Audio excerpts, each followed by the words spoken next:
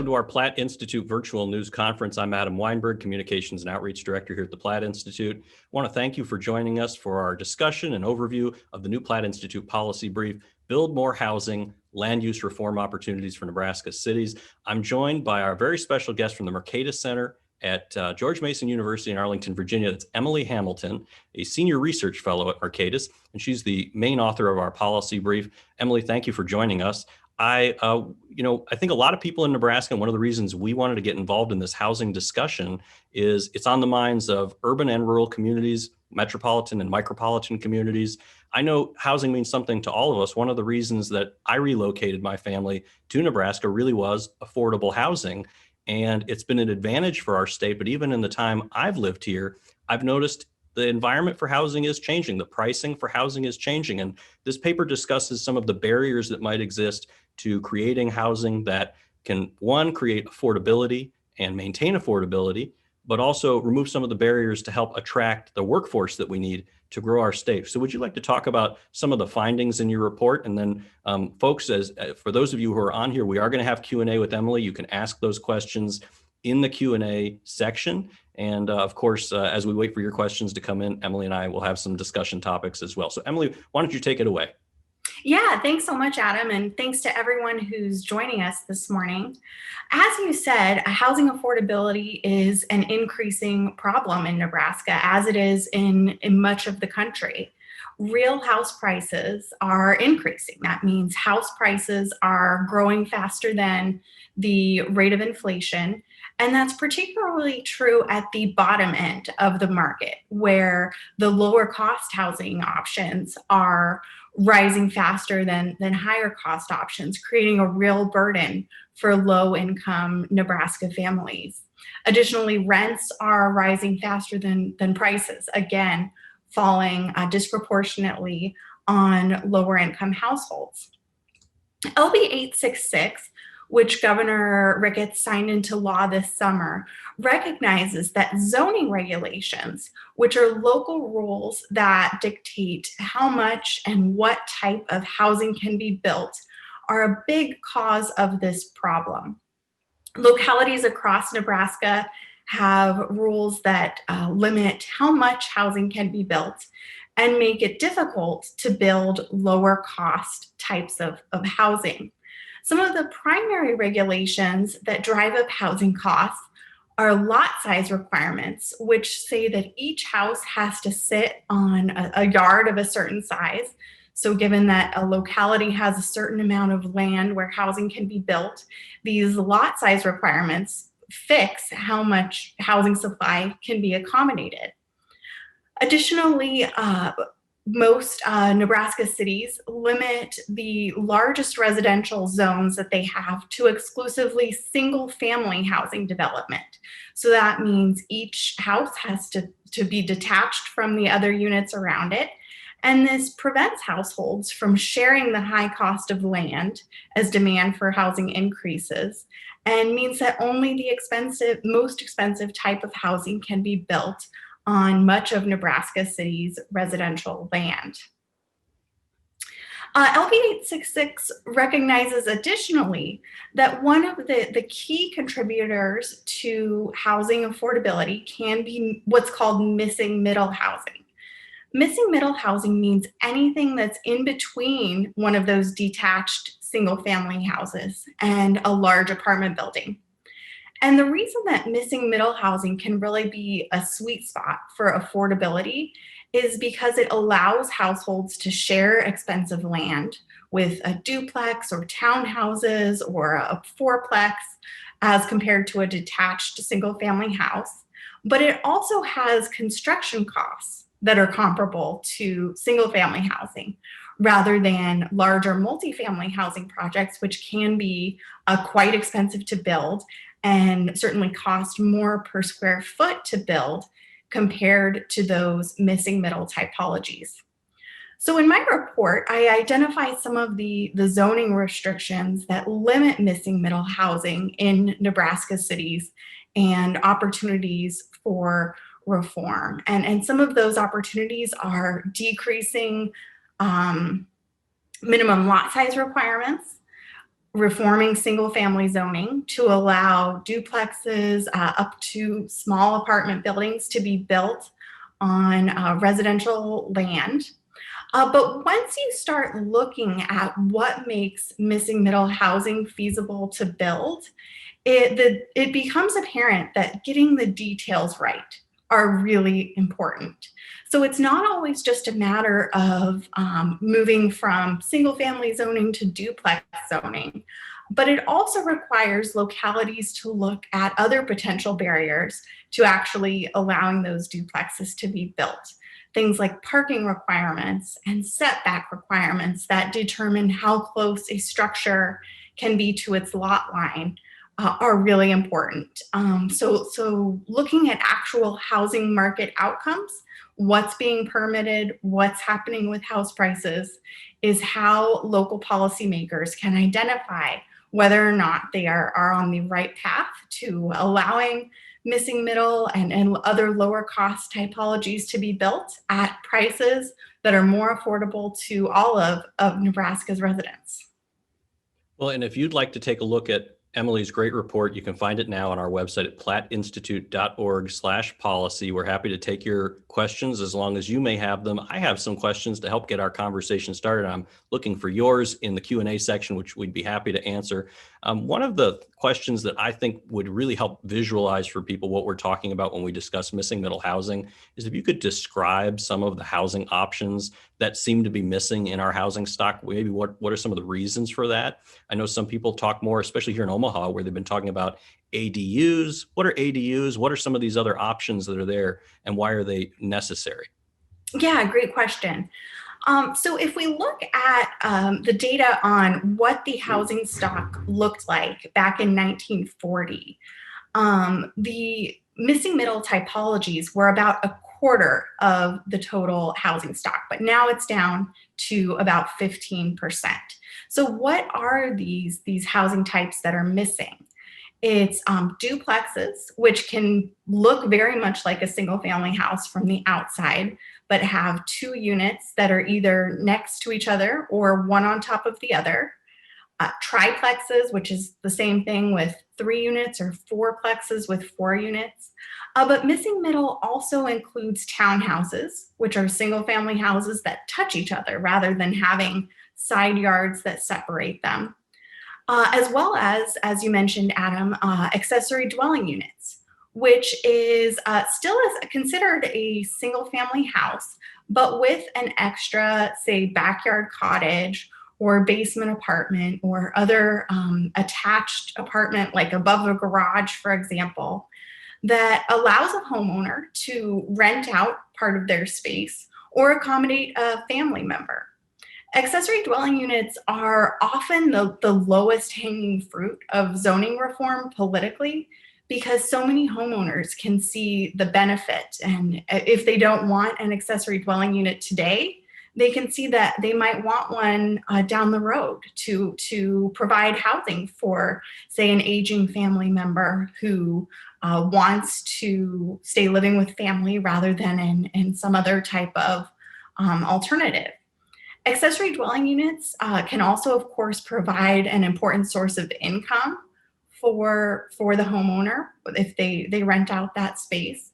And sometimes homeowners even want to build an accessory dwelling unit for themselves to live in and rent out their primary residence as a larger source of, say, retirement income. And accessory dwelling units can be built to meet any type of accessibility needs.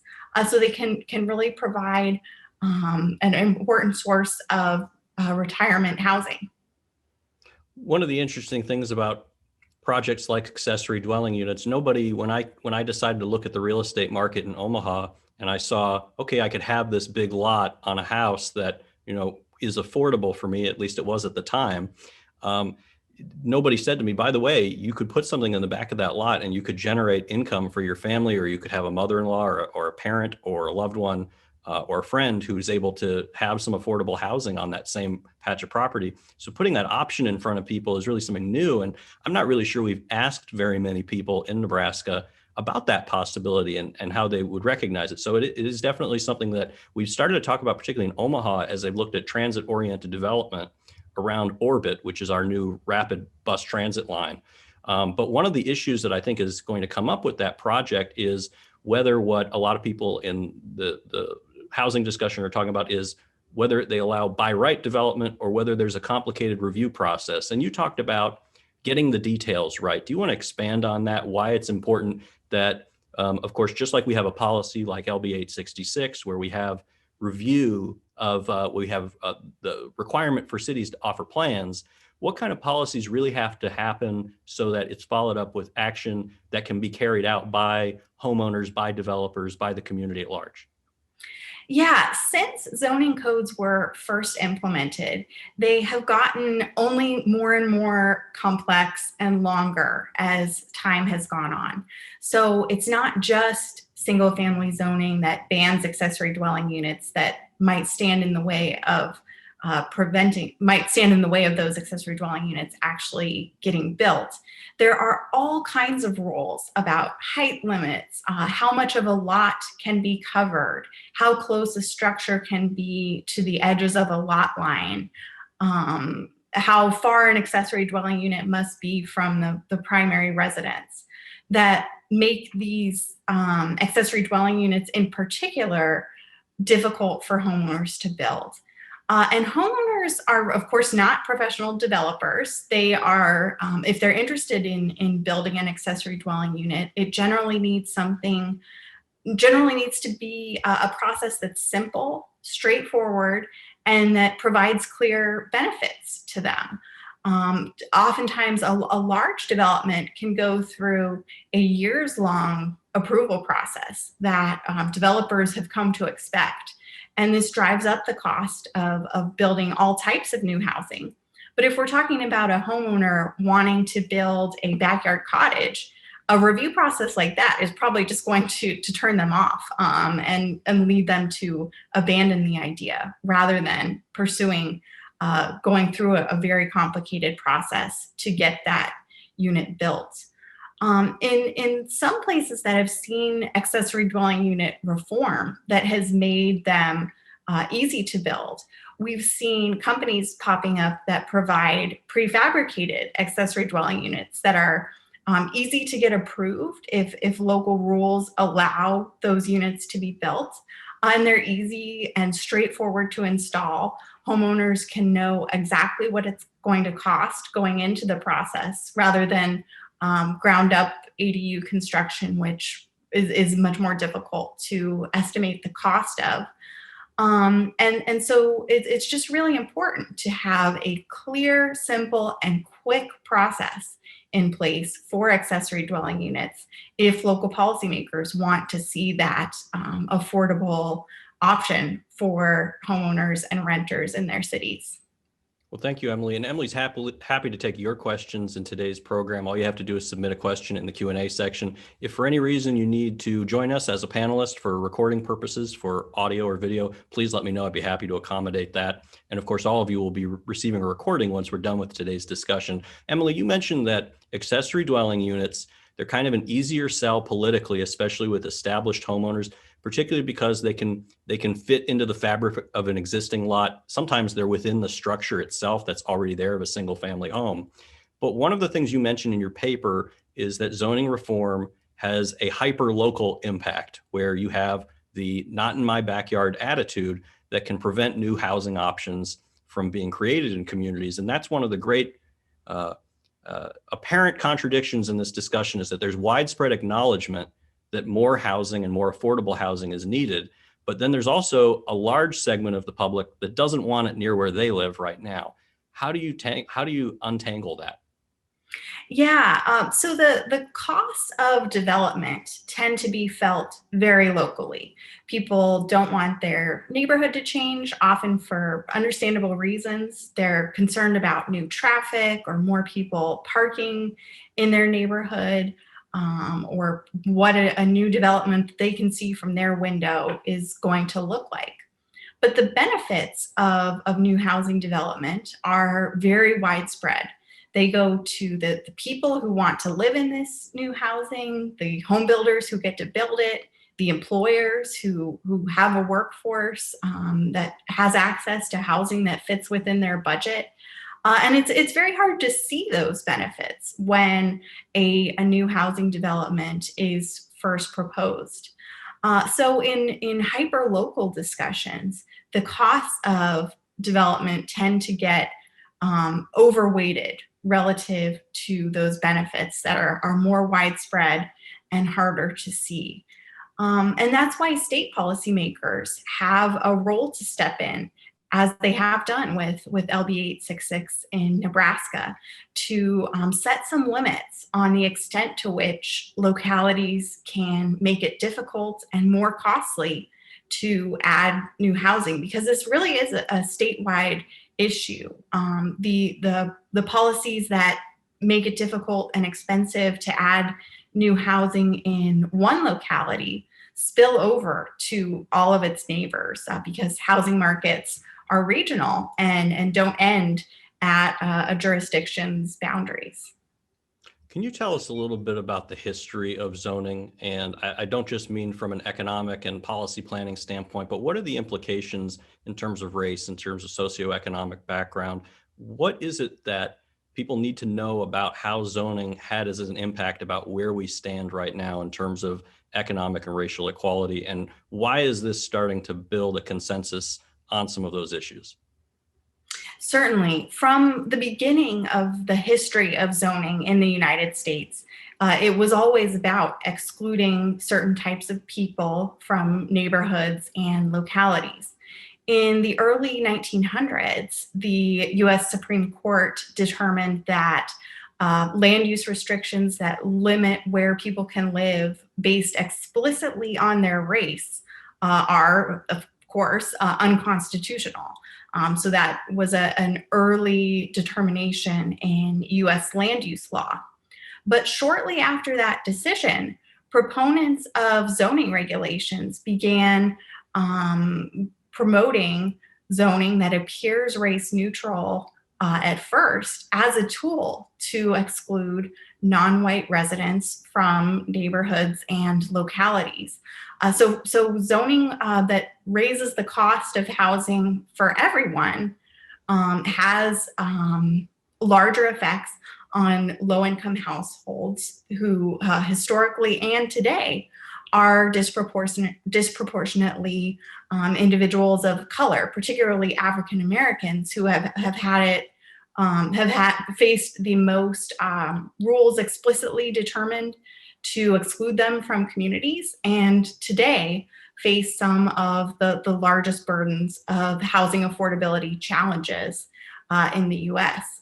So certainly land use regulations continue to have disproportionate effects on households of color and low-income households across the country. Can you tell us a little bit about what you learned in terms of housing affordability in Nebraska, particularly, and how that affects people kind of when they're at the margin of whether they can stay in their home? I know that's a big concern for a lot of people coming out of this terrible recession, is whether people have housing that they can continue to afford when they face unemployment or they face economic uncertainty.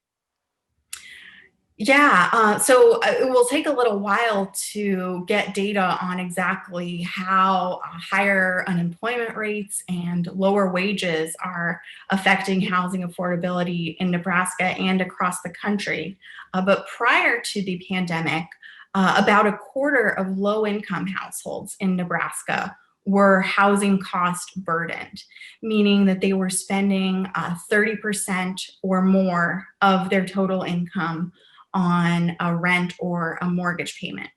When households are spending more than 30% of their income on housing, that's an indicator, especially for those at the bottom of the income distribution, that they don't have enough money left over to meet their other necessities.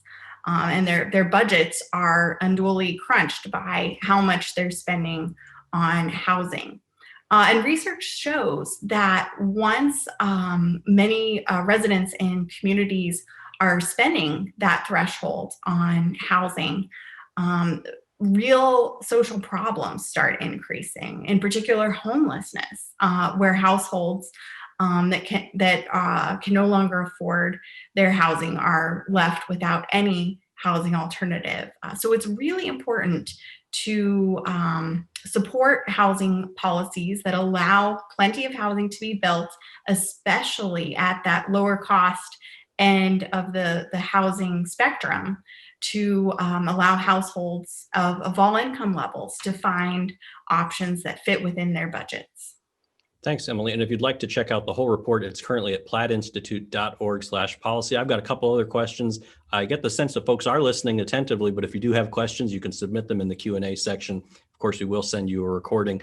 Emily, one of the reasons I was so excited for the Platt Institute to get involved in this issue, first of all, I've been following what you and folks at the Mercatus Center had been doing on market urbanism type issues, and I thought that was very exciting. But it seems that there's a growing consensus between people of different points of view that this is an area for reform that really crosses over what people's normal political inclinations might be. It also seems that it brings opposition, though, that crosses over usual political boundaries too. Can you talk a little bit about each of those pieces there? Why this is why housing reform and zoning reform is starting to become more of a nonpartisan issue on both sides? Certainly. That's one of the things that I like about working on housing policy is it's a very nonpartisan issue. And at every level of government, there are people on both sides of the aisle who see the need for reform. On the left, this is a real issue of racial and income justice for people who are at the lower end of the income spectrum and struggling to afford housing in the locality of their choice.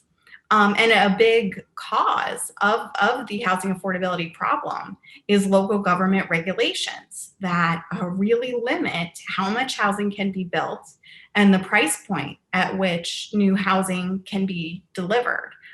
So it's certainly an issue that hits important points across the political spectrum. Can you talk a little bit about with the pandemic on, there was a lot of discussion about whether, because we're talking about building housing that typically would be considered more dense. You're talking about attached units on a lot that would typically have a single family residence that is detached. And so a lot of people will say, well, that's not what people are in the market for anymore in the pandemic. Density is dead. People want to retreat away from crowds of people. What is your take on that, especially as we start looking at a post-pandemic environment? That's a great question, and it's something that's certainly difficult to predict. But at the beginning of the pandemic, when spread and cases were centered in New York City and northern New Jersey, a lot of people jumped to the conclusion that it was residential density and things like public transit that were causing the pandemic to be so severe. Governor Cuomo even blamed the severity of the pandemic in New York City on its level of density. But as it's gone on, it's become clear that no level of density makes people immune from the pandemic, and it's been very severe in some of the most rural states in the country. What we've seen prior to the pandemic is that the returns to living in some of the densest parts of the country were only increasing, even as it was becoming easier for people to work remotely and live in lower cost places while perhaps working for a firm based in a high cost place. But we didn't see people taking advantage of that remote work as much as people had predicted they would with the rise of tools like email and video conferencing. So the pandemic has forced people to embrace some of these tools that they might not have previously, which might mean that there's a new shift toward remote work and lower density living that was not present prior to the pandemic. But on the other hand, cities have weathered pandemics throughout history, some unfortunately much more severe than what we're dealing with today, and have rebounded fully, and urbanization has continued despite those pandemics throughout human history. So will today be different? I'm inclined to say no, but it is certainly hard to predict. Well, thank you for that. I want to try to wrap this up on kind of an optimistic note, which is I would like if you could visualize for people. A lot of people are going to ask questions about, well, is missing middle housing for renters? Is it for homeowners? And really, it can be for both. And I would, if you could categorize for people some of, maybe visualize is the right word, for a lot of people say, well, you don't want to throw your money away on rent. You don't want to be tied into a mortgage. Where are there different opportunities for residents of all styles with missing middle housing? Yeah, missing middle doesn't indicate that it's for necessarily renters or for buyers. It can be for either. If we're talking about something even like a fourplex, a lot of new construction fourplexes that are being built in cities that allow them, like Portland, are actually being built as condos. So there are four small units that are all attached, but each one is going to be lived in by an owner occupant. Of course, they can also be built as rentals. Similarly for duplexes and triplexes, and even a detached single family home with an accessory dwelling unit can be owned by a landlord who doesn't live in either if local regulations permit, and rents out too as two separate units. I tend to think that home ownership is overrated by US policymakers as a key tool toward financial stability.